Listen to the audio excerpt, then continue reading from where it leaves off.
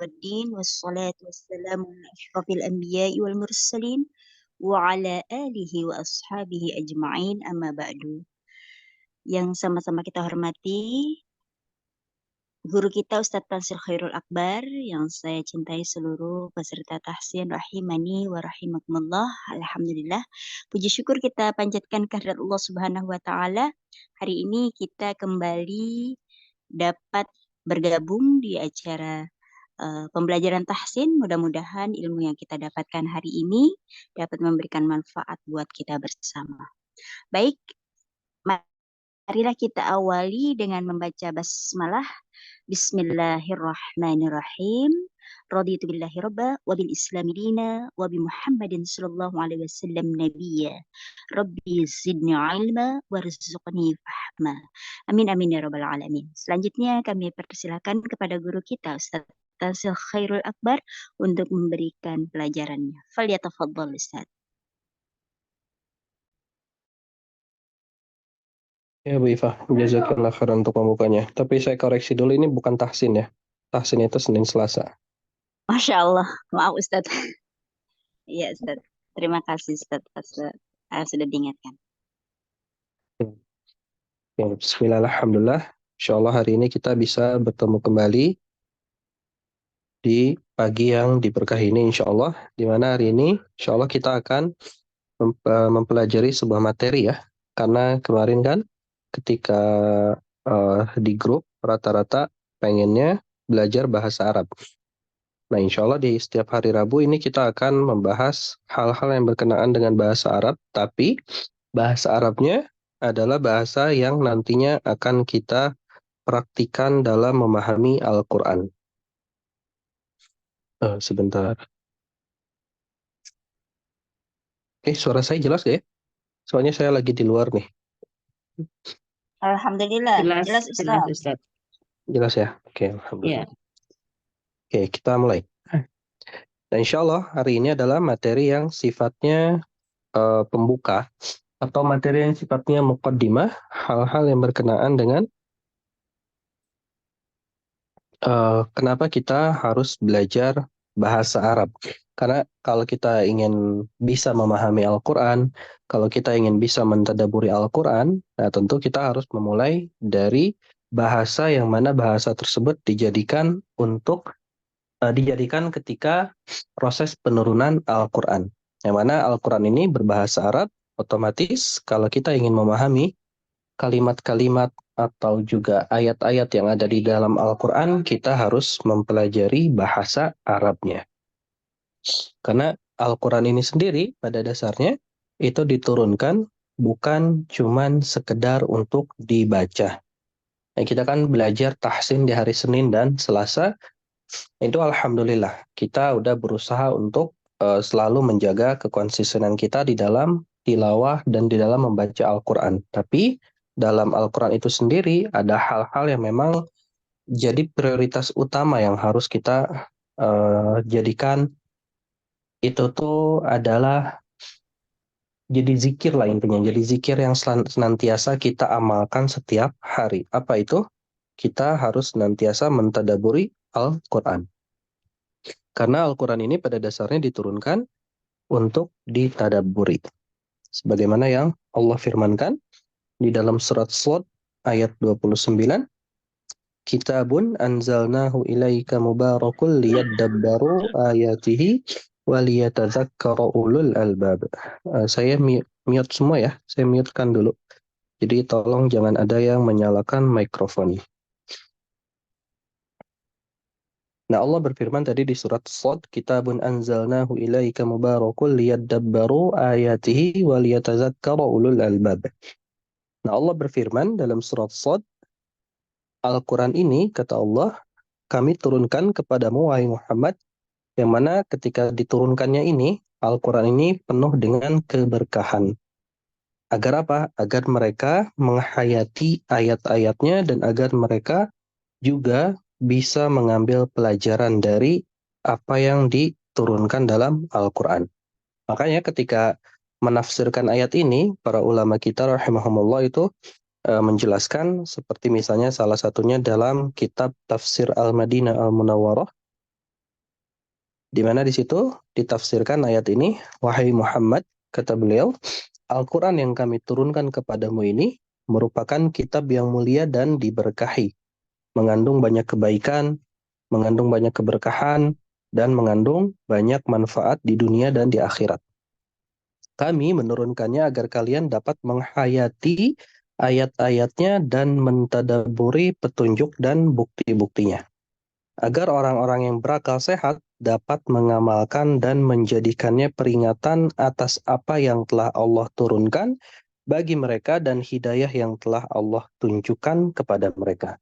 Jadi intinya Al-Quran ini diturunkan untuk kita hayati, untuk kita tadaburi, untuk kita renungi, dan kita ambil pelajaran yang ada di dalam ayat-ayat. Karena itu tujuan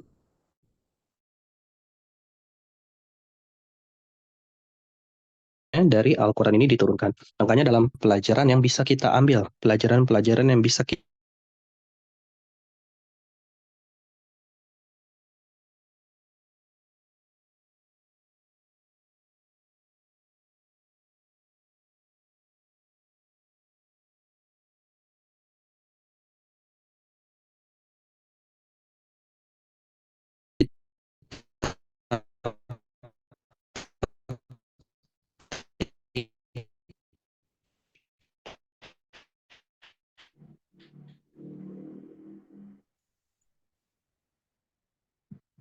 Halo, suaranya hilang ya?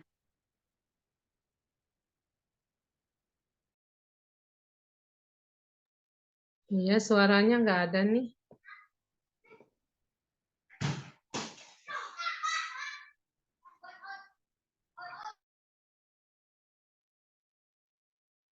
Aduh, mohon maaf, terpental nih. Iya, hilang tadi, agak terpental. Tadi sampai mana ya saya jelasin ya? Untuk kita hayati, kita tadaburi, lalu kita renungkan Al-Quran, Ustaz. Oh iya. Nah, jadi itu Al-Quran itu diturunkan untuk kita tadaburi. Karena Rasulullah Shallallahu Alaihi Wasallam itu pernah mengabarkan kepada kita nanti di akhir zaman itu ada banyak sekali orang-orang yang membaca Al-Quran, tapi bacaannya itu nggak melewati kerongkongan. Maksudnya apa? Maksudnya dia baca cuma sekedar baca tanpa memahami makna, tanpa memahami kandungannya, sehingga apa yang dia baca dengan perilaku yang dia lakukan itu berbanding terbalik. Misalnya, dalam banyak ayat Al-Quran, khususnya ayat-ayat yang atau khususnya surat-surat yang diturunkan di Mekah, itu banyak sekali ayat-ayat yang memerintahkan kita untuk menyayangi anak yatim. Banyak juga orang-orang yang sering membaca ayat ini. Salah satunya surat Al-Ma'un. Tapi secara perilaku keseharian justru mereka berbuat sebaliknya, di mana hak anak yatimnya dia rampas, anak yatimnya dia zalimi, atau rumahnya dia sita karena dia ingin menguasai hartanya, dan seterusnya. Akhirnya anak yatim dan janda ini akhirnya terzalimi. Padahal mungkin setiap harinya dia membaca ayat-ayat tersebut. Itu yang Rasulullah Shallallahu Alaihi Wasallam gambarkan kepada kita di dalam sebuah hadis, bahwa nantinya di akhir zaman itu akan muncul manusia-manusia yang jenisnya seperti itu. Dia baca Quran, dia sering tilawah, tapi bacaannya itu enggak berbekas gitu di dalam hatinya, enggak terlihat gitu pengaruh-pengaruh baik yang ada di dalam dirinya atas apa-apa yang sudah dia baca. Oke, saya sebentar nih, saya cek lagi ini suara saya jelas? Jelas, Ustaz. Oke, Jelas, Ustaz. soalnya di saya sinyalnya mudah-mudahan lancar. Nah, itu adalah hal pertama yang harus kita garis bawahi ya, berkenaan dengan Al-Quran. Karena dalam Al-Quran itu poin utamanya adalah kita bisa memahami, kita bisa mentadaburi, supaya apa? Supaya jadi pengingat untuk kita, supaya jadi tuntunan untuk kita yang nantinya kita selama hidup di dunia ini bisa hidup sesuai dengan yang Allah kehendaki dan Allah ridhoi. Nah, pertanyaannya adalah bagaimana cara kita bisa memahami Al-Quran atau bagaimana cara kita untuk mentadaburi Al-Quran. Sebenarnya untuk mentadaburi Al-Quran itu ada banyak sekali ragam ilmunya ya. Ilmu-ilmu yang berkenaan dengan proses pentadaburan Al-Quran. Bagaimana cara kita mentadaburi Al-Quran itu ada banyak sekali ilmu-ilmunya. Contoh yang pertama, ilmu yang berkenaan dengan, saya catat, Makki dan Madani. Apa itu Makki dan Madani? Makki dan Madani itu adalah sebuah ilmu yang menjelaskan surat ini tuh diturunkannya di mana? Apakah di Mekah atau di Madinah? Yang nantinya biasanya kita akan, kalau kita lagi baca Al-Quran, lagi tilawah, di samping surat itu selalu ada kan, misalnya surat Al-Fatihah, nanti dijelaskan diturunkan di mana, surat An-Nas, itu turunkan di mana, di sampingnya itu ada Makkiyah atau Madaniyah.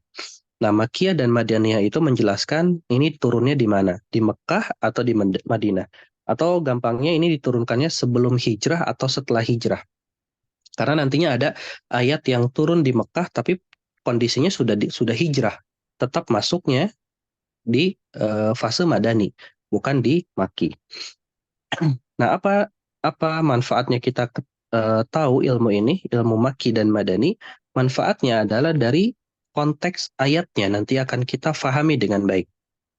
Di ayat-ayat yang sifatnya Makki atau ayat-ayat yang turunnya di Mekah, itu adalah ayat-ayat yang biasanya Allah akan menurunkan, atau juga konteks ayatnya itu selalu berbicara tentang pertama iman, tapi imannya ini iman kepada Allah,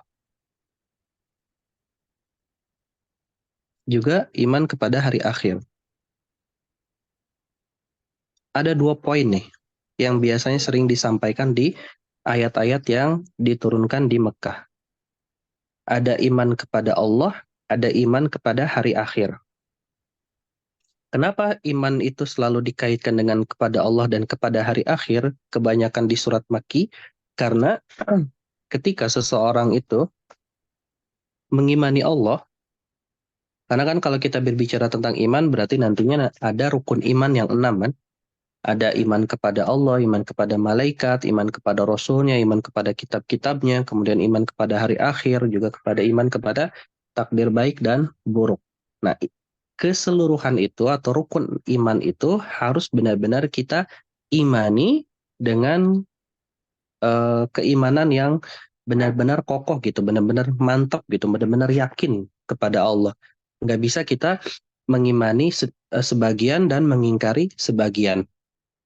Nah, konteks orang-orang kafir Quraisy pada saat itu, karena kalau kita bicara Makki, berarti ayatnya ini kebanyakan nanti akan diturunkan ke orang-orang kafir Quraisy pada saat itu. Nah, orang-orang kafir Quraisy pada saat itu tuh mereka beriman kepada Allah. Mereka itu sebenarnya sudah mengimani Allah, sudah tahu Allah itu ada, sudah tahu bahwa Allah itu menciptakan. Cuman sayangnya mereka itu pertama ketika mereka tahu Allah itu menciptakan, tapi mereka justru pengen beribadah kepada selain Allah juga.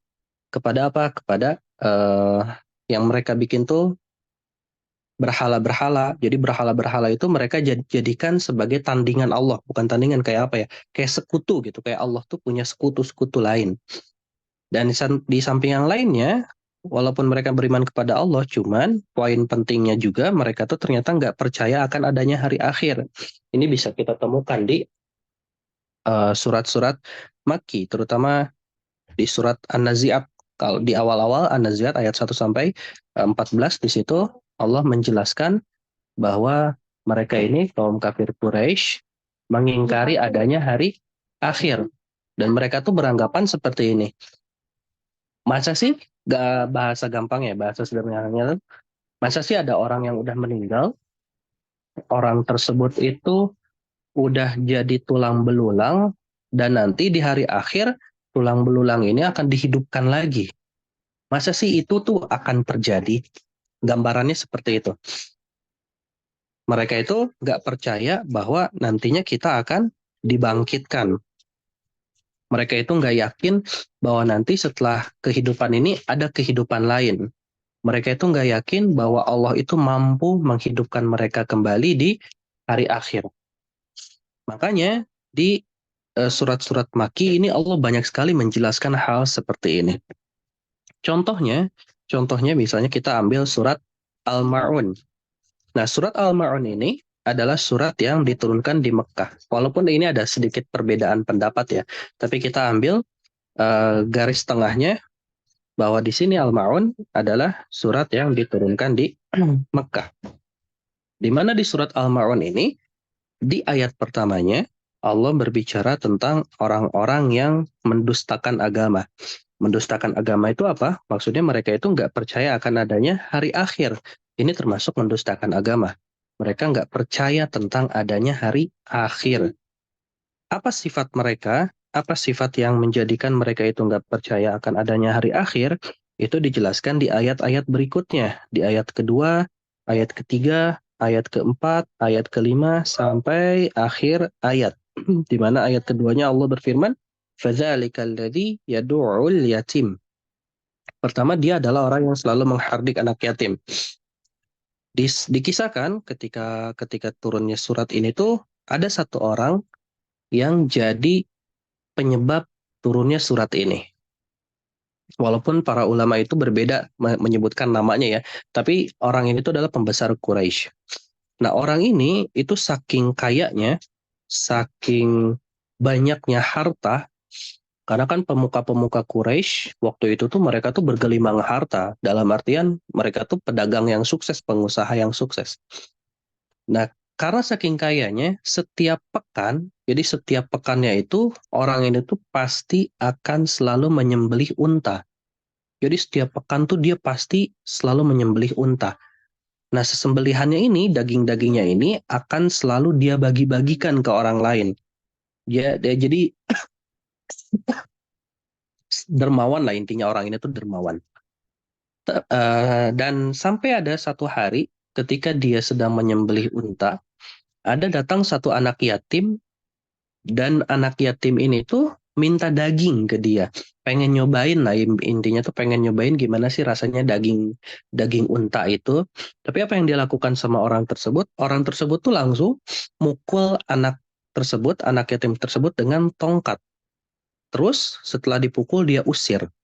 Jadi dia nggak dikasih dagingnya, kemudian dia dianiaya, dizalimi dengan cara dipukul, dan yang terakhir dia diusir. Karena fase jahiliyah, zaman jahiliyah itu adalah zaman di mana perempuan itu dipandang sebelah mata, anak yatim pun sama dipandang sebelah mata, walaupun anak yatimnya itu anak laki-laki. Kenapa anak yatim pada zaman jahiliyah itu dipandang sebelah mata? Karena pelindung dia itu udah nggak ada gambarannya gitu. Pelindung dia tuh jadi bagi orang jahiliyah dulu, ketika seseorang itu masih punya ayahnya ini yang akan menjadi pelindungnya. Tapi ketika ayahnya ini udah nggak ada, dalam artian meninggal, si pelindung ini udah nggak ada. Artinya si anak ini mau dianiaya sama siapapun atau mau diperlakukan apapun udah nggak ada lagi yang ngelindungin dia, gampangnya gitu. Makanya anak yatim pada saat itu tuh benar-benar dipandang sebelah mata, diremehkan, dikucilkan, dan seterusnya. Itu sifat pertama nih, orang yang selalu mendustakan agama. Nah, sifat yang kedua adalah wala yahuddu ala ta'amil miskin, dan dia itu tidak mendorong memberi makan orang miskin. Jadi dia tuh ketika punya makan, punya harta berlebih, bukannya berbagi, tapi malah justru dia menghalang-halangi untuk memberi makan kepada orang yang membutuhkan. Atau juga dia itu adalah orang yang makanannya tuh selalu berlimpah, tapi nggak pernah dimakan habis gitu. Kalau udah nggak mau, dia diemin sampai busuk atau sampai bau, terus dia buang. Dia lebih milih makanan itu dibuang daripada dikasih. Atau ketika ada orang sekitarnya kelaparan, dia tuh nggak ngajak orang lain untuk memberi makan. Dia cuek gitu kepada sesamanya. Ini sifat kedua orang-orang yang selalu mendustakan agama. Kemudian sifat yang ketiga, nah ini adalah kondisi di mana dia sedang beribadah kepada Allah. Ayat keempat dan kelimanya, fawailul lil musallin alladzina hum an salatihim sahun, orang yang lalai terhadap salatnya, dan alladzina hum yuraun, mereka juga berbuat riya. Jadi salatnya itu main-main lah intinya. Salatnya itu selalu nunda-nunda. Misalnya 5 menit lagi masuk ke asar, dia baru sholat zuhur tanpa uzur ya, tanpa uzur dia sholatnya diakhirin terus. Dan juga ketika dia sholat di awal waktu, dia sholat itu bukan karena Allah tapi karena ingin dilihat oleh orang lain. Kemudian sifat terakhir adalah wayamna'unal ma'un, dan dia tuh enggan memberikan bantuan apapun, dia tuh enggan. Bahkan disebutkan dalam sebuah riwayat dari Ibnu Mas'ud kalau nggak salah, bahkan untuk memberi garam pun, misalnya tetangga kita lagi masak nih, garamnya habis, terus dia itu belum punya uang, atau juga mungkin dia kejauhan lah mau beli garamnya ke warung, dan dia minta sedikit dulu garam ke kita, tapi kita enggan membantunya. Nah, itu termasuk dalam kategori ayat ini. Bahkan sebagian ulama juga menjelaskan untuk enggan memberikan bantuan itu maksudnya enggan memberikan bantuan yang remeh-temeh, seperti misalnya ada tetangga kita pengen minjem sapu, kita nggak kasih. Tetangga kita pengen minjem pelan, kita nggak kasih, dan seterusnya. Intinya hal-hal yang sifatnya remeh-temeh, tapi kita anggap itu tuh adalah sesuatu yang benar-benar kita jaga gitu, supaya orang itu nggak memakai barang-barang kita. Akhirnya apa? Akhirnya orang tersebut malah meminjam atau mencari-cari di tempat lain, dan seterusnya. Itu adalah gambaran dari orang-orang yang mendustakan agama. Dan ini adalah surat yang diturunkan di Mekah. Dan Mekah itu sifatnya selalu seperti itu. Berbicara tentang iman kepada Allah, dan juga berbicara kepada iman kepada hari akhir. Nah, para ulama juga menjelaskan kenapa iman kepada Allah itu selalu disandingkan dengan iman kepada hari akhir. Karena ketika kita beriman kepada Allah, dan kita juga beriman kepada hari akhir, maka itu tuh akan benar-benar terlihat dari bagaimana cara kita pertama berinteraksi dengan manusia. Itu akan terlihat. Kenapa? Karena nanti orang yang beriman kepada hari akhir, ketika dia meyakini bahwa hari akhir itu ada, artinya di benak dia itu tergambar bahwa nanti apapun yang saya lakukan selama di dunia itu nantinya akan diadili, akan disidang. Saya memberikan 5.000, atau saya menampar orang lain, atau saya memaki orang lain, itu akan saya pertanggungjawabkan nanti di hari akhir. Makanya ketika orang itu benar-benar meyakini bahwa iman kepada Allah dan juga iman kepada hari akhir itu harus selalu bergandengan, dalam arti ini juga kita berbicara juga kepada rukun iman keseluruhan ya. Cuman karena konteksnya ini sedang berbicara Makki dan Madani, maka kita bahas yang dua itu dulu. Nah, ketika dua hal ini tuh udah benar-benar ada dalam hati seseorang, maka seseorang itu tuh akan benar-benar menjaga lisannya, supaya agar lisannya tuh nggak sembarangan ngomong ke orang, karena bisa jadi kan kita ngobrol, ternyata omongan kita malah nyakitin orang lain, ternyata omongan kita malah ngebuat orang lain itu sakit hati, atau juga malah ngebuat orang lain itu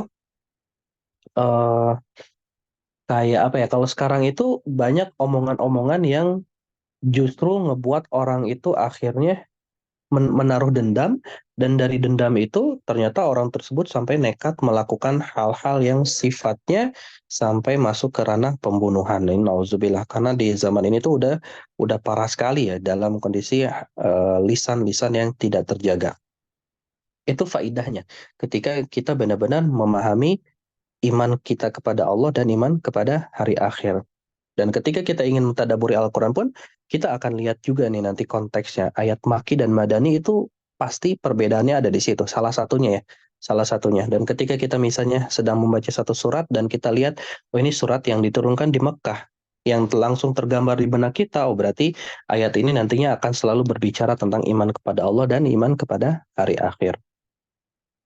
Begitupun itu ilmu yang pertama ya, yang akan membantu kita dalam mentadaburi Al-Quran. Nah, kemudian iman yang kedua, atau maaf, eh, ilmu yang kedua, selain Makki dan Madani, ada yang namanya asbab nuzul. Apa itu asbab nuzul? Asbab nuzul itu sebab diturunkannya ayat. Sebab diturunkannya ayat. Karena Al-Quran ini ada yang suratnya itu diturunkan karena sebab. Ada juga surat yang tidak diturunkan karena sebab. Jadi ada dua jenis ya ayat itu. Ada yang diturunkan karena sebab sesuatu, ada juga yang tidak diturunkan karena sebab sesuatu. Nah, kalau kita berbicara tentang asbab nuzul, salah satunya adalah yang terjadi di surat Al-Alaq misalnya. Surat Iqra bismi rabbikal ladzi khalaq. Tapi kita fokus di ayat ke-6-nya, kalla innal insana layatgha ar-ra'ahu istaghna, sampai akhir ayat. Ayat ini diturunkan kepada seorang kafir Quraisy yang dulunya ketika orang ini kecil, masih kecil, itu dia tuh sahabat Rasulullah Sallallahu Alaihi Wasallam. Jadi dekat banget dulunya sama Rasulullah Sallallahu Alaihi Wasallam tuh. Jadi sahabat dekatnya. Cuman ketika Rasulullah Sallallahu Alaihi Wasallam beranjak dewasa dan Rasulullah Sallallahu Alaihi Wasallam itu eh, diutus jadi nabi dan diutus jadi rasul, tiba-tiba orang ini tuh jadi menjauhi Rasulullah Sallallahu Alaihi Wasallam, dan orang ini pun jadinya malah sering memfitnah Rasulullah Sallallahu Alaihi Wasallam dengan fitnahan yang nggak mendasar gitu. Kadang Rasulullah disebut gila, disebut penyihir, disebut juga dukun dan seterusnya. Kenapa? Karena ngerasa Rasulullah ini udah beda dalam artian kok dia jadi nabi dan jadi rasul gitu. Nah, kemudian ayat ini diturunkan oleh Allah dari ayat 6 sampai akhir ayat. Di mana ayat 6 sampai akhir ayat ini sebenarnya berbicara kepada orang itu. Di mana orang itu tuh adalah orang yang terlalu melampaui batas. Terlalu melampaui batas tuh dalam artian dia apa? Dosa yang dia lakukan, dosa yang dia lakukan tuh udah keterlaluan gitu. Karena dia itu ngerasa dia tuh adalah pemimpin kaum,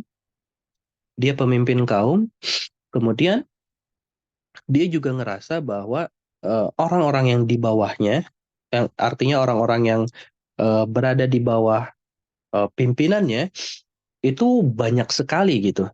Dan orang-orang ini nantinya pasti akan menolong dia dalam kondisi apapun. Gambaran dia gitu. Jadi selama orang tersebut itu banyak ada di bawah saya mau ngapain aja, saya akan ditolong. Gambarannya kayak gitu. Jadi dia tuh ngerasa bahwa dengan hal tersebut tuh dia nggak akan, atau orang lain tuh nggak akan berani ngapa-ngapain ke dia. Bahkan hal ini tuh sampai dia pikirkan ketika dia nantinya meninggal. Jadi ketika dia meninggal, karena saya punya banyak pasukan lah mungkin ya kita bilang, karena dia punya banyak pasukan, dia tuh ngerasa bahwa nanti Allah mungkin nggak akan berani untuk memperlakukan saya atau untuk menyiksa saya di api neraka. Dia nggak berani. Dia tuh beranggapan kayak gitu, nanti Allah nggak akan berani. Makanya Allah berbicara, kalla innal insana la yatgha ar-ra'ahu istaghna. Di mana apabila melihat dirinya serba cukup-cukup tuh ya maksudnya dia banyak sekali hal-hal yang dia pikirkan bahwa nantinya dia tidak akan diperlakukan semena-mena. Begitupun ketika dia sudah meninggal tuh nggak mungkin dia masuk ke api neraka. Karena perkataan seperti ini itu juga pernah diucapkan oleh Abu Lahab. Ini juga pernah diucapkan oleh Abu Lahab. Di mana Abu Lahab itu pernah mengucapkan seperti ini. Kalau apa yang dikatakan keponakanku maksudnya itu Nabi Muhammad, karena kan Nabi Muhammad itu adalah keponakannya Abu Lahab. Kalau aja apa yang disebutkan keponakanku itu benar, bahwa nantinya kita ini akan disiksa di api neraka, maka tentu siksaan tersebut akan kita tebus. Ditebus dengan harta dan juga ditebus dengan anak. Makanya kalau kita nanti baca di surat Al-Lahab, itu Allah menjelaskan tentang 2 poin tuh. Poin pertama, poin yang sifatnya harta. Poin yang kedua, poin yang sifatnya wa makasab. Kasab itu apa yang dia usahakan, maksudnya adalah anak-anak. Ma'agna anhu maluhu wa makasab. Tidak berguna baginya hartanya dan apa yang dia usahakan, maksudnya anak-anaknya. Anak-anaknya itu nanti nggak akan berguna, nggak akan bisa nolongin dia di hari akhir. Nah, kalau kita perhatikan, ini kan asbab nuzulnya atau sebab diturunkannya karena orang tersebut. Abu Jahal namanya. Karena orang tersebut, karena Abu Jahal ini. Tapi kita tapi kita bisa ngambil pelajaran di ayat tersebut bahwa kita jangan sampai berperilaku seperti itu. Karena para ulama rahimahumullah itu menjelaskan ada satu kaidah penting yang para ulama kita jelaskan. Al-ibratu bi umumil lafzi la bi khususis sabab. Jadi poin penting ketika kita ingin memahami asbab nuzul itu adalah dilihat dari keumuman pesannya, bukan dari kekhususan kejadiannya. Kalau kekhususan kejadiannya ya memang untuk dia, tapi ada keumuman poin penting yang bisa kita jadikan pelajaran. Pertama, kita nggak boleh sombong, sebanyak apapun harta kita, setinggi apapun pangkat kita, semuanya itu adalah titipan dari Allah dan Allah bisa dengan mudah mencabut hal tersebut dari diri kita. Gampang banget gitu. Allah ingin menghancurkan karir kita, Allah ingin menghancurkan harta kita, itu gampang banget bagi Allah. Makanya itu hal yang harus kita jadikan pegangan gitu. Sebanyak apapun, setinggi apapun jabatan atau harta itu tidaklah berguna nantinya di hadapan Allah. Itu poin yang bisa kita petik tuh dari sebab nuzul atau sebab diturunkannya ayat ke-6 sampai akhir ayatnya dari kisahnya Abu Jahal ini. Yang mana Abu Jahal ini ngerasa dirinya itu sombong banget sih, kalau kalau sekarang itu ngerasa sombong banget, ngerasa privilege lah gitu. Ngerasa dia tuh tinggi banget, ngerasa jabatan dia tuh tinggi banget, ngerasa di bawahnya itu ada banyak orang yang siap ngebantu dia. Tapi itu sebenarnya nggak akan pernah bermanfaat nantinya di hadapan Allah Azza wa Jalla. Itu poin kedua. Ragam ilmu untuk mentadaburi Al-Quran. Nah, yang ketiga, ada yang namanya Asmaul Husna. Asmaul Husna tahu ya? Apa tuh Asmaul Husna?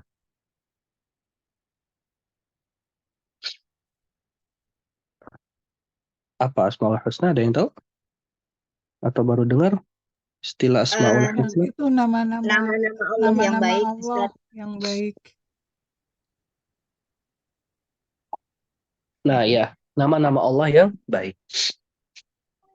Nama-nama Allah yang baik yang kalau dijumlahkan ada 99. Sebenarnya ada lebih dari 99, cuman yang kita tahu ada 99. Nah, Asmaul Husna, mungkin kalau misalnya kita lagi baca Al-Quran ya, lagi baca ayat, tiba-tiba di akhir ayatnya ada Innallaha sami'un alim, Innallaha azizun hakim. Tiba-tiba Allah uh, tutup dengan namanya. Tiba-tiba Allah tutup dengan namanya. Nah, sebenarnya kalau kita ngeh atau kalau kita benar-benar mentadaburi ayatnya, antara penutup ayat, antara kisah sebelumnya dengan penutup ayatnya ditutup dengan nama Allah, itu sebenarnya punya hubungan. Punya hubungan antara kisah tersebut dengan ayat dengan ayat tersebut. Aduh, mohon maaf. Dengan ayat tersebut, di mana setiap kali Allah menutup ayatnya atau menutup kisahnya dengan apa? Dengan Asmaul Husna, dengan nama-namanya. Nah, itu sebenarnya Allah sedang menjelaskan tentang hubungannya antara namanya dengan kisah tersebut. Contoh ya, misalnya kita cari dulu.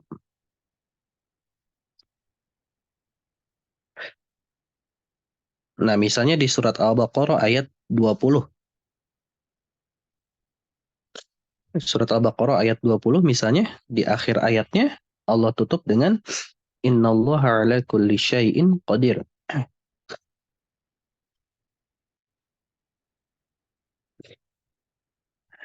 Sungguh Allah Maha Kuasa atas segala sesuatu.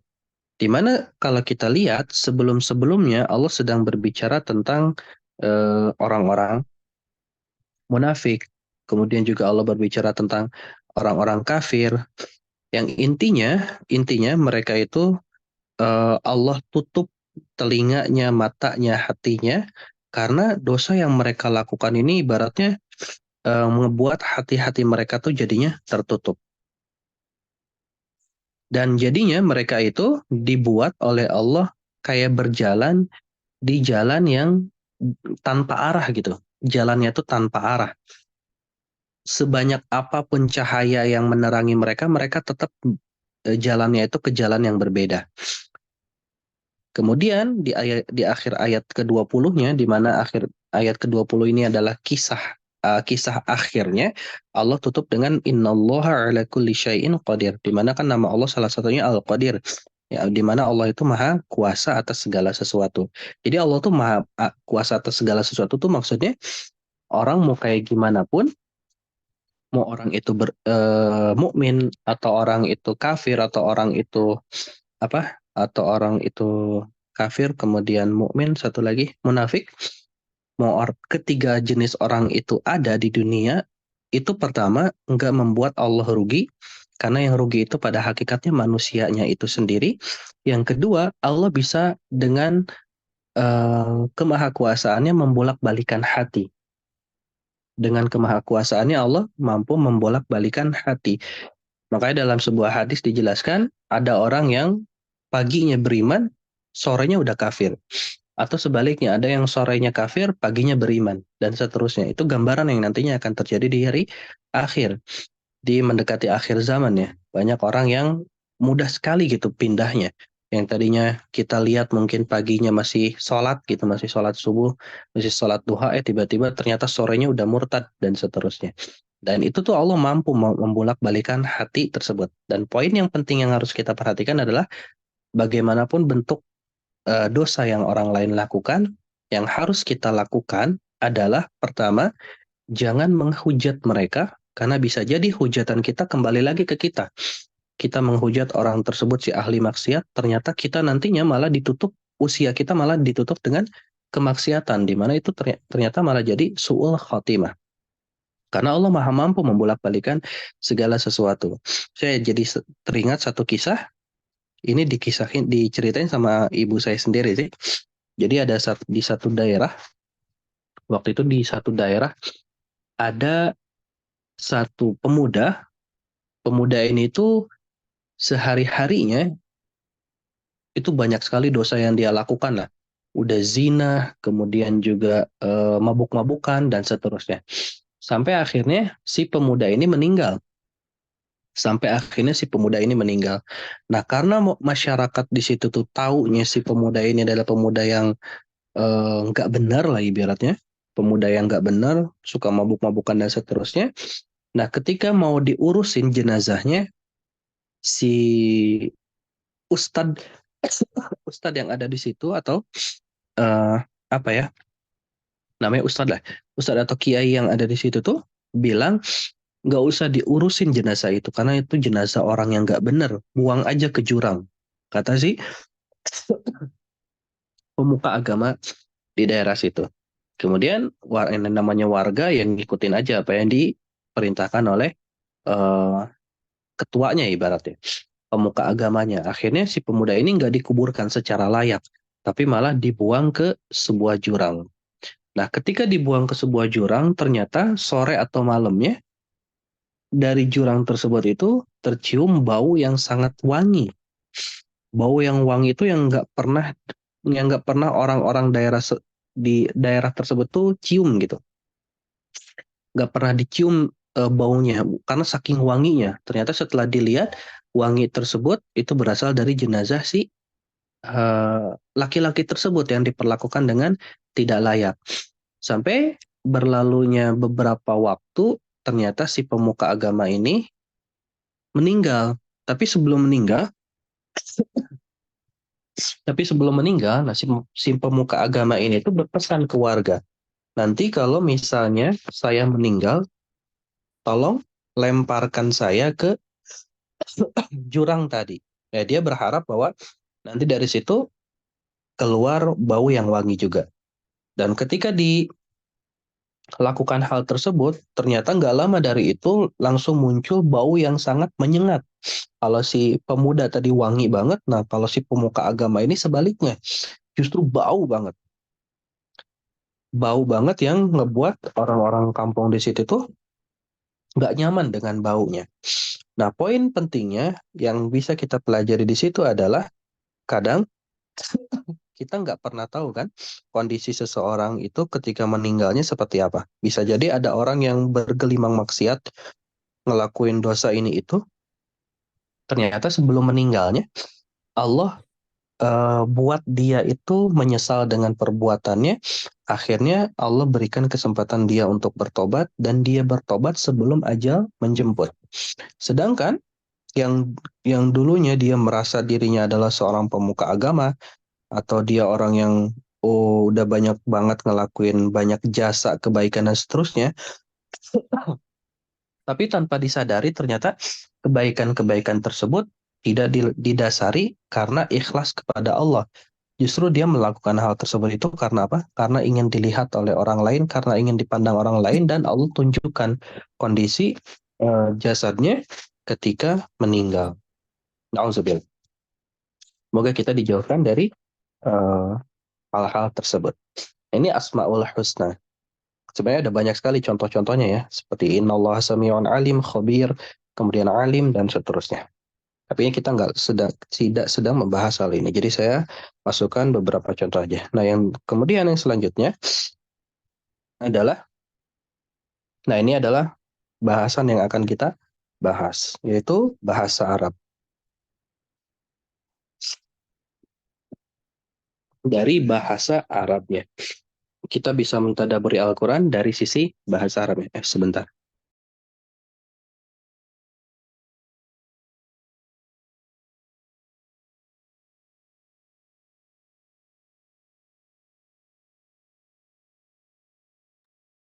Oke, mana? Nah, ragam ilmu yang untuk kita bisa mentadaburi Al-Quran yang nomor 4 adalah bahasa Arabnya. Dari mana cara kita bisa mentadaburi Al-Quran dari bahasa Arab? Langkah sederhananya saya contohkan dua jenis contoh di sini. Pertama kita coba buka surat Al-Fatihah. Di surat Al-Fatihah,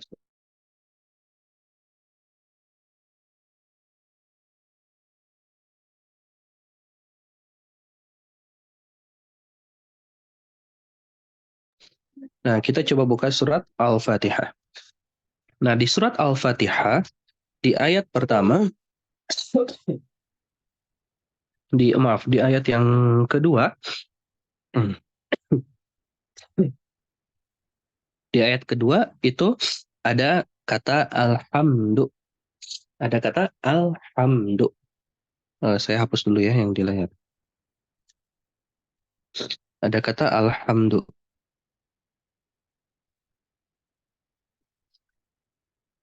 Nah, di alhamdu ini kalau ada yang udah belajar bahasa Arab, kira-kira ini ciri-ciri isim atau fiil? Isim. Isim Ustaz. Isim. Ya, isim. Ini adalah ciri-ciri untuk isim. Isim. Nah, di mana di isim ini alhamdu ini adalah isim. Otomatis kalimat alhamdu dimulai dengan isim.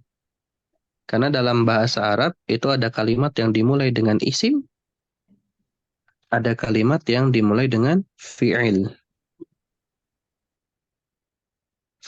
Ada kalimat yang dimulai dengan isim, ada yang kalimat yang dimulai dengan fi'il. Sebentar Ibu. Sebentar.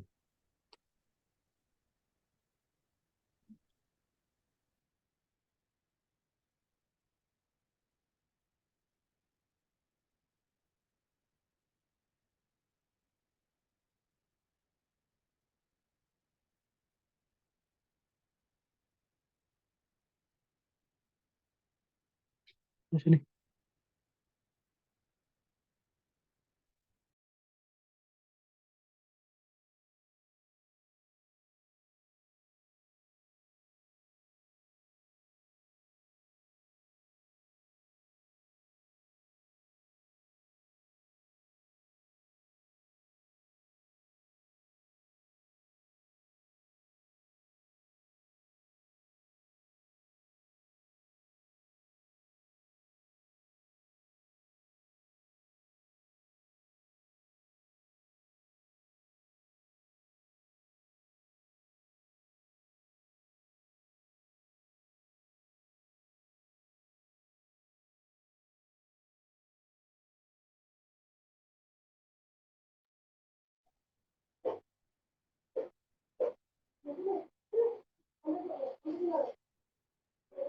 Suaranya hilang ya, Bu? Belum ada suara ya? Iya. Kayaknya Ustadz izin, mungkin kan dia lagi sakit kayaknya ya suaranya kelihatan. Ya, Lagi kayaknya izin Ustadz mungkin. memang sengaja di mute Ustadz dulu izin sama tadi Ustadz. sih. Ya. Takutnya Aduh, apa? Oke, tadi sampai mana ya? Sampai kalimat alhamdulillah fi'il. itu isim. Kalimat ada Ya. yang dimulai dari isim dan ada yang dari fi'il. Iya, jadi ada kalimat yang dimulai dari isim dan juga ada kalimat yang dimulai dari fi'il. Nah, ketika kita belajar bahasa Arab kan, awal-awal orang yang belajar bahasa Arab pasti belajar cuma itu doang. Alhamdulillah, misalnya karena ada alif lam, dia jadi isim, kemudian fi'il, dilihat dari tanda yang lainnya dan seterusnya. Tapi, ketika kita belajar bahasa Arab semakin dalam, nantinya itu akan ada dua perbedaan antara kalimat yang dimulai dengan isim dan kalimat yang dimulai dengan fi'il. Itu mempunyai perbedaan. Perbedaannya dari mana? Perbedaannya ketika kalimat itu dimulai dengan isim, artinya hal tersebut itu adalah sesuatu yang sesuatu yang pasti gitu, atau sesuatu yang sifatnya itu tetap. Alhamdulillah, segala puji bagi Allah. Artinya pujian itu cuman diperuntukkan hanya untuk Allah. Karena dia dimulai dari isim. Alhamdulillah. Itu salah satu makna isim. Kalimat yang dimulai dari isim menunjukkan bahwa hal tersebut mempunyai makna yang tetap. Bahwa pujian itu hanya untuk Allah semata. Jadi tujuannya tuh cuma satu gitu. Kalau kita berbicara tentang Alhamdulillah berarti ya tujuannya cuma ke Allah aja. Pujian ini segala sesuatu yang sifatnya pujian itu hanya untuk Allah saja. Berbeda dengan fi'il. Ketika misalnya kalimat tersebut itu dimulai dengan fi'il.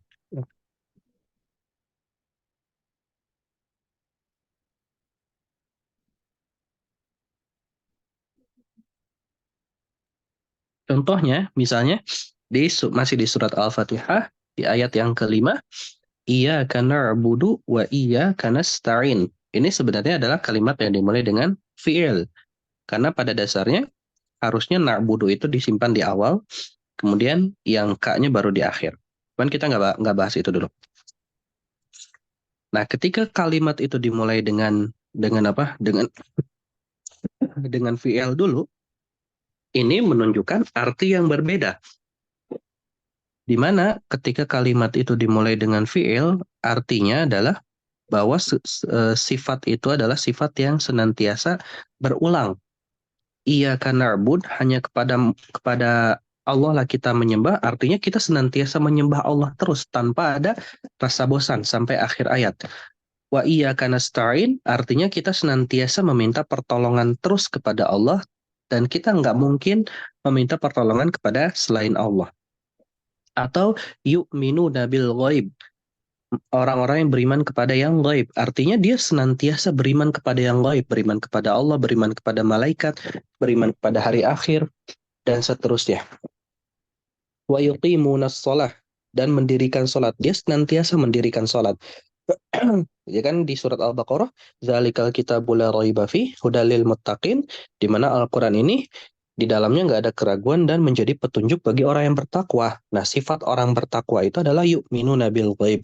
Mereka senantiasa beriman kepada yang gaib. Nah, karena di sini dimulai dengan fi'il, artinya kalau kalimat dimulai dengan fi'il, dia itu menandakan bahwa sesuatu itu adalah sesuatu yang sifatnya kontinu. Sesuatu yang berkesinambungan, sesuatu yang senantiasa terulang-ulang. Artinya orang tersebut itu dikatakan bertakwa ketika selama hidupnya dia senantiasa beriman kepada yang gaib. Dia juga senantiasa mendirikan sholat. Dia juga senantiasa berinfak. Dia juga orang yang senantiasa beriman kepada Nabi Muhammad dan beriman kepada Al-Quran. Jadi sifat yang bisa kita petik adalah sifat ini tuh senantiasa terjadi gitu, senantiasa continue. Begitupun yang tadi di surat Al-Ma'un, ara'aital ladzi yukadzibu. Nah, yukadzibu itu adalah fi'il, di mana artinya Allah ingin menjelaskan, tahu gak kalian orang yang senantiasa mendustakan agama, senantiasa mendustakan agama. Kenapa pakai senantiasa? Karena yukadzibu itu adalah fiil, di mana fiil itu sifatnya continue, senantiasa, terus-menerus gitu. Fadzalikal ladzi yad'ul yatim. Nah, orang ini tuh senantiasa menghardik anak yatim. Jadi bukan cuma sekali dua kali, tapi terus-menerus gitu. Dia selalu menghardik anak yatim. Dia juga tidak mau mendorong orang makan kepada orang miskin. Dia juga kalau sholat itu males-malesan, lalai, dan seterusnya. Dan sifat itu adalah sifat yang continue, sifat yang terus-menerus terjadi, sifat yang terus-menerus dia lakukan. Jadi bukan apa namanya? Bukan bukan sifat yang tetap gitu. Berbeda dengan isim. Kalau isim kayak tadi alhamdulillah, oh berarti pujiannya cuma tetap untuk Allah aja. Atau misalnya di surat Al-Baqarah ayat kelima, ulaika ala hudam min rabbihim, mereka lah yang mendapat petunjuk dari Allah. Maksudnya orang yang punya sifat-sifat di ayat ketiga dan keempat, mereka akan senantiasa Allah berikan petunjuknya. Mereka senantiasa akan Allah beri hidayahnya, petunjuknya. Dan mereka senantiasa akan dijadikan orang-orang yang beruntung. Jadi udah tetap gitu. Seperti itu gambarannya. Dan itu adalah salah satunya ya, salah satu ragam ilmu untuk mentadaburi Al-Quran. Jadi ada Makki dan Madani, ada asbab nuzul, ada asmaul husna, ada bahasa Arab. Bahasa Arab salah satunya contoh kalimat yang dimulai dari isim, juga kalimat yang dimulai dari fi'il, itu mempunyai perbedaan. Seperti itu. Allahu a'lam. Sebenarnya masih banyak sih poin-poin yang ingin kita sampaikan, cuman takutnya kebanyakan. Jadi kita mungkin akan bagi jadi beberapa sesi aja. Nah, seperti itu gambarannya. Sampai sini ada yang ingin tanyakan?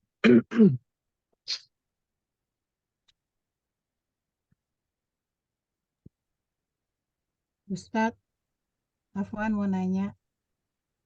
Ya. Itu kayaknya yang ayat yang diawali oleh fiil yang artinya sesuatu yang sifatnya continue atau berulang-ulang itu kayaknya fiilnya fiil mudhore ya. Iya, khusus fi'il mudhari.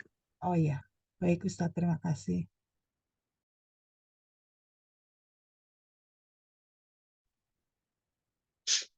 Jadi setiap fi'il itu punya ciri khas khusus. Contoh fi'il itu kan ada fi'il madhi. Madhi itu apa? Fiil yang terjadi atau kejadiannya di masa lampau, telah terjadi, yang sudah terjadi di yang menunjukkan telah berlalu. Ya, itu adalah fi'il yang kita pelajari secara dasar. Di mana fi'il madhi ini mempunyai arti yang telah berlalu. Untuk yang belum bisa bahasa Arab dan mungkin tadi bingung fi'il itu apa, madhi itu apa, mudhari itu apa, nanti kita akan pelajari insya Allah. Karena hari ini saya masih ngasih pembukaan, muqaddimah dulu. Jadi nanti untuk yang belum ngerti, nanti kita akan pelajari hal ini. Nah, fi'il madhi itu sebenarnya punya beberapa makna. Salah satu maknanya adalah fi'il madhi ini digunakan untuk sesuatu yang telah lampau. Dan makna yang lain, fi'il madhi ini bermakna fi'il mudhari itu sendiri. Makna yang lainnya ya, makna yang kedua berarti dari fi'il madhi adalah fi'il mudhari. Contoh misalnya, ketika kita sedang membaca ayat-ayat yang sifatnya kiamat, hari kiamat. Nah, di ayat-ayat yang sifatnya hari kiamat, Allah itu akan menjelaskan proses kejadian kiamatnya semuanya dengan fi'il madhi. Padahal belum terjadi. Contoh misalnya di surat At-Takwir, Iza syamsu kuwirat, itu fi'il madhi. Wa idza nujumun kadarat, itu fi'il madhi. Wa idzal jibalu suyirat, itu fi'il madhi. Wa idzal 'isyaru 'uttilat, itu fi'il madhi.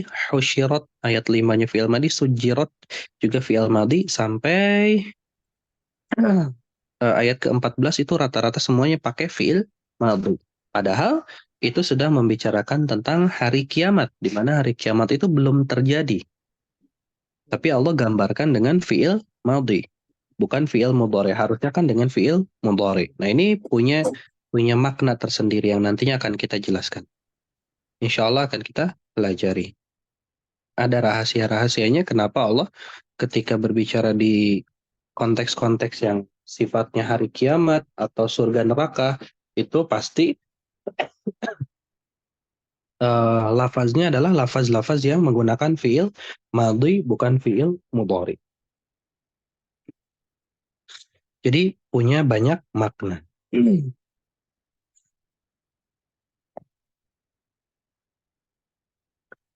Jelas, Ibu? Jelas, Insya Ustaz. Allah jelas. Ustadz, yang tadi madhi yang makna yang kedua bagaimana? Yang menceritakan mudhor itu sendiri. Jadi fi'il madhi itu terkadang dia mempunyai makna fi'il mudhari. Kalau makna fi'il mudhari berarti apa? Sesuatu yang akan terjadi kan? Iya. Iya, Ustaz. Nah, sesuatu yang akan terjadi. Tapi sifatnya ini pasti. Sifatnya pasti. Jadi kalau misalnya dalam Al-Quran kita sedang baca ayat dan ayat tersebut ternyata sedang membicarakan hari kiamat misalnya. Tapi kok hari kiamat itu Allah membicarakannya dengan fi'il madhi. Nah, kalau kita menemukan hal tersebut, poin yang bisa kita petik dari situ adalah bahwa hal tersebut itu pasti akan benar-benar terjadi. Karena ini cara orang Arab sebenarnya. Cara orang Arab dalam mengungkapkan sesuatu. Kalau orang Arab itu ingin menekankan sesuatu bahwa sesuatu itu nantinya akan benar-benar terjadi, walaupun belum terjadi hari ini, nah orang Arab itu akan mengungkapkannya dengan cara fi'il madhi, bukan fi'il mudhari.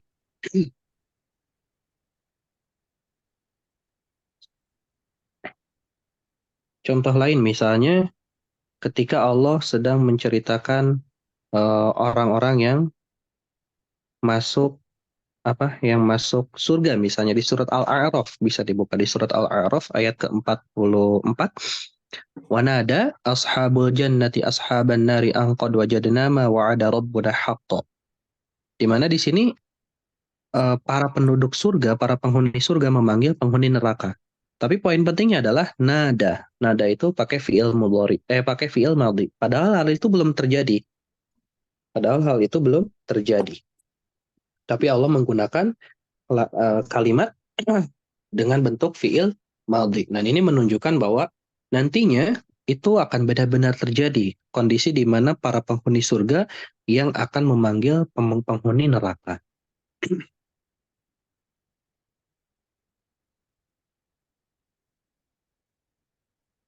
Seperti itu, Bu Ida.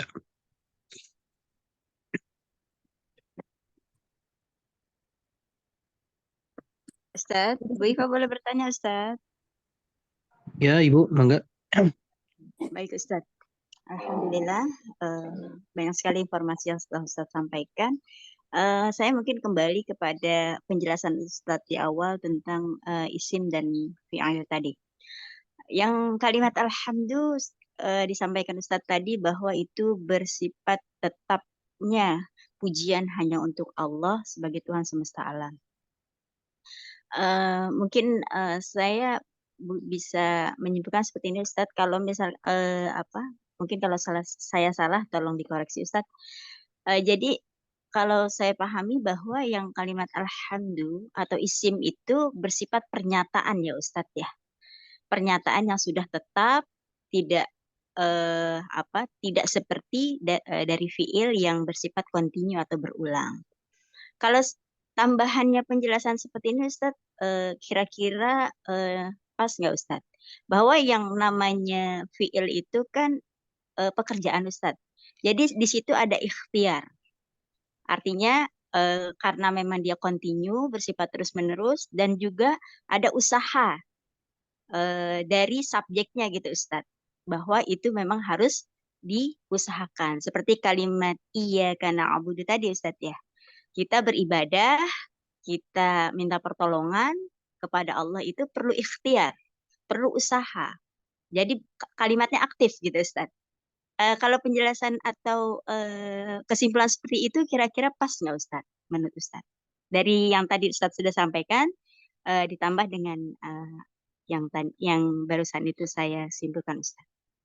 Gimana Ustaz? Kurang Ibu, karena na'budu emang perilaku yang aktif, karena kalau dalam bahasa Arab itu ya memang ada fiil aktif dan fiil pasif, dan itu biasanya dibedakan dari sisi harokat. Iya. Yang muta'addi gitu ya Ustaz ya? Kenapa? Yang muta'addi itu Ustaz ya? Yang Bukan. aktif. Bukan fiil muta'addi dan lazim, tapi fiil majhul. Oh iya, majhul. Ya, yang di dan yang ya Ustaz ya? Kalau nggak Iya. salah Ustaz. Oh gitu Ustaz ya. Majhul, Jadi ya. kita nggak bisa mengembalikan bahwa itu bersifat keaktifan dari suatu pekerjaan ya Ustaz ya. Iya, enggak. Oke, baik Ustaz. Terima kasih Ustaz. Apaan?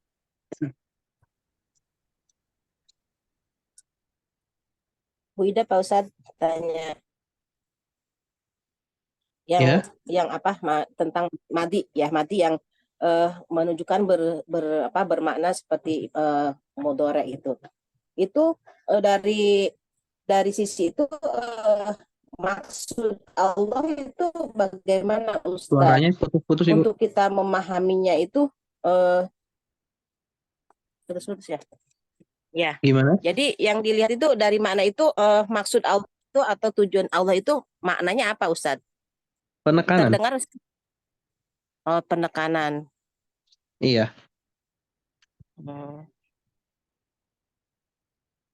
Jadi untuk lebih menekankan gitu kepada kita maksud Allah itu seperti itu Ustadz ya. Oh iya. Ya baik Ustadz. Terima kasih.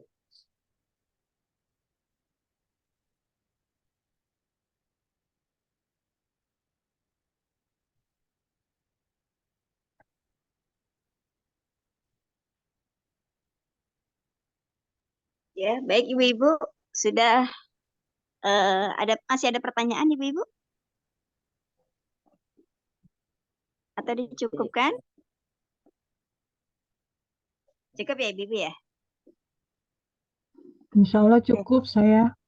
Alhamdulillah. Baik Ustadz, mungkin cukup untuk pertanyaan hari ini. Dan mudah-mudahan apa yang disampaikan Ustadz tadi dari awal dapat memberikan pemahaman kita, bertambah paham bahwa Masya Allah Al-Quran itu sangat banyak sekali ilmu yang harus kita gali, rahasia-rahasia di balik ayat-ayat Al-Quran yang berupa kata-katanya pun harus kita maknai dengan banyak rahasia yang harus kita gali. Baik, Alhamdulillah hari ini kita diberi kesempatan untuk mendapatkan ilmu dari Ustadz. Mudah-mudahan ilmu yang beliau sampaikan dapat bermanfaat buat kita, menambah wawasan pengetahuan kita tentang bahasa Arab, dan mudah-mudahan terus kita punya semangat untuk menggali dan punya giroh untuk kita mendalami lagi Al-Quran ini. Baik, kita ucapkan jazakumullah khairan kasiran wa ahsanal jaza untuk Ustadz yang sudah memberikan waktunya untuk kita bersama. Kita doakan mudah-mudahan beliau senantiasa beserta keluarga dalam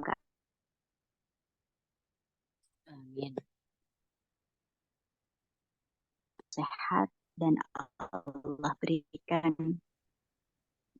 kemudahan dalam urusan beliau. Dan ucapan terima kasih kita dipertemukan dalam majelis ilmu. Mudah-mudahan bermanfaat. Saya mohon maaf lahir batin. Mari kita akhiri dengan ucapan hamdalah dan doa kafaratul majlis. Alhamdulillahirabbil alamin. Subhanakallahumma wa bihamdika asyhadu an la ilaha illa anta astaghfiruka wa atubu ilaik. Terima kasih. Wassalamualaikum warahmatullahi wabarakatuh. Waalaikumsalam warahmatullahi wabarakatuh. Terima kasih Pak Ustadz. Terima kasih Pak Ustadz. Semoga selalu sehat selalu. Semoga Ustadz selalu sehat.